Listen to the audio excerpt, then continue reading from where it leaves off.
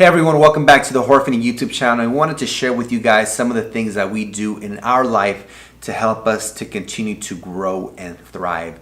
And number one is to have mentors. So we have a lot of mentors, and mentors can come in the form of a book, YouTube, a training, a seminar, or in person, over the phone, Skyping, and so many different ways. So having mentors allows you to learn from someone that already has what you want. Yeah, and to make it clear, because sometimes we're like, oh, well, so-and-so, yeah, they have a great relationship, but they're so unhappy with, with their marriage or whatever. Realize that your mentors are going to have whatever their strengths are, and let you have to allow them to be a mentor for you in that arena and in that arena only. So if someone is great at relationships, but financially they're not where you want to be, that's great. So let's focus on seeing them as your mentor for relationship. Now the same thing, like if someone is doing it in the business world, but has not the greatest relationships, then you focus on picking up and learning from their business skills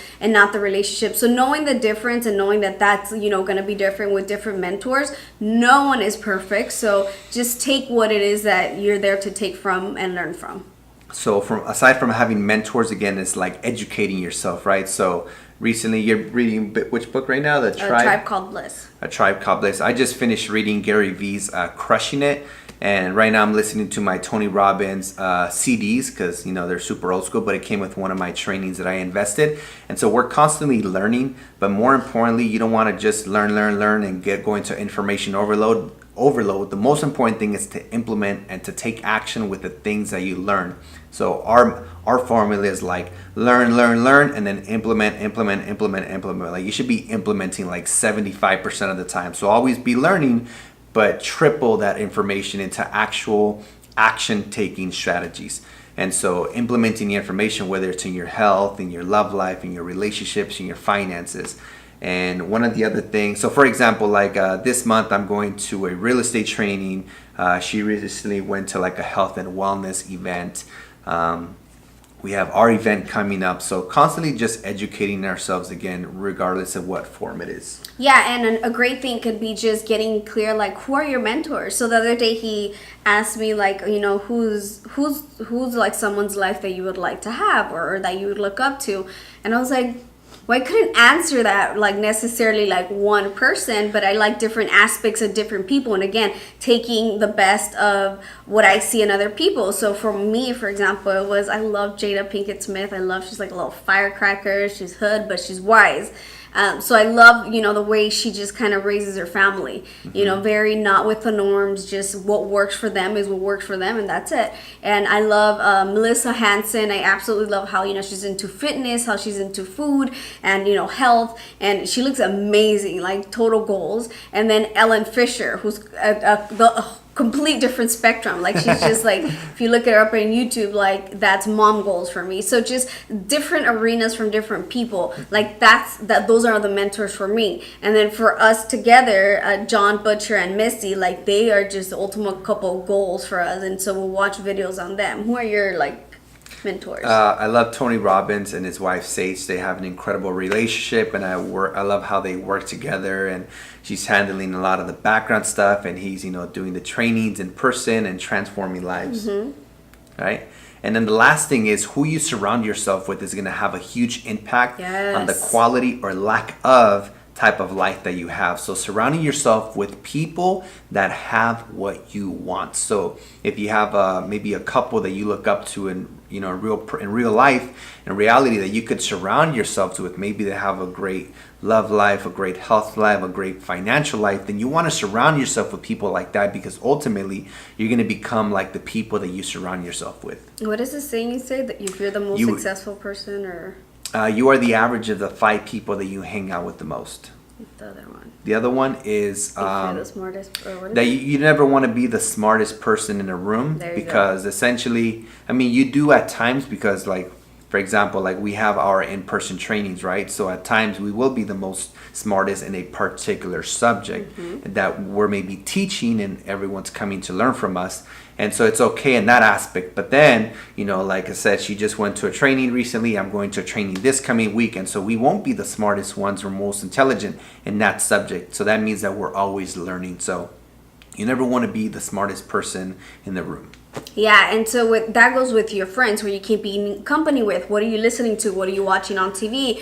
Who are you associating with? So like we're very mindful. We've learned and just kind of time after time learn like who you invest your time with, who you spend your time with. Like it has an effect. The energy they carry will eventually like either affect in a good way or a bad way. And so being very mindful of who you surround yourself with has been big.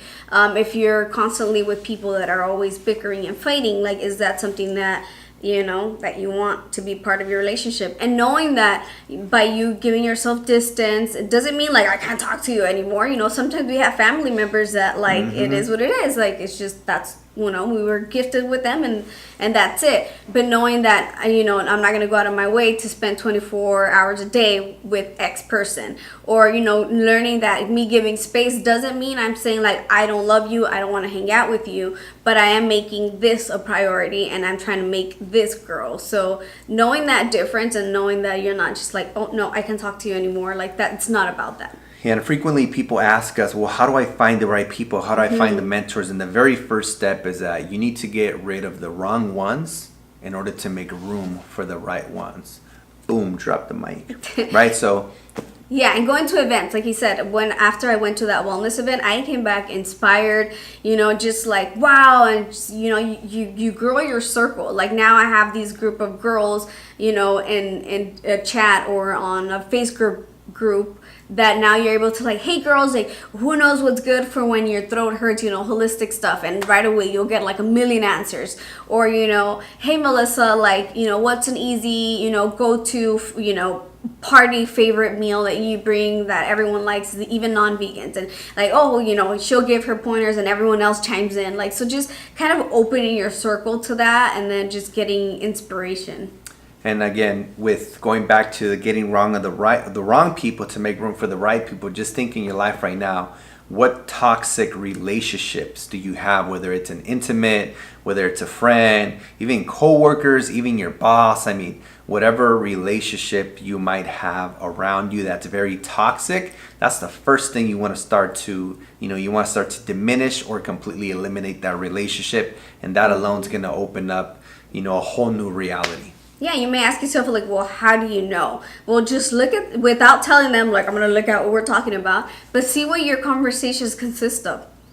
Is it gossip? Is it just talking about others? Are you talking about ideas? Are you talking about goals? Like, what is it that you are talking about? And actually, in the book that I'm reading now, the girl says, like, Lori, the author says, you know what? Like, if that's the case, don't give in to that and just kind of space yourself away from that. But, if it just kind of continues like, oh, did you hear about so-and-so? And so-and-so's doing this and that. And you're just gossiping, just being like, you know what? I'm actually going on a gossip detox. Like, I'd just rather not. Yeah. And people are just like, whoa. And almost like, well, what do we talk about now? And if that's what you're faced with constantly, then you get to reevaluate that relationship. So it's very simple. Again, if those people, if the people that you surround yourself with, if all they do is talk about other people, you want to start to diminish the amount of time that you surround yourselves with them. You want to surround yourself with people that talk about events, ideas, and things that are going to help you elevate yourselves to the next level in your life. Yeah. So those are our experiences and what we do to help elevate us and get us to the next level. Comment below with your favorite ones. Was it mentors, education, or who you surround yourself with? Make sure you guys like this video, hit the subscribe button, and turn on the notifications so you can be notified every time we upload a video. So we'll see you guys next time.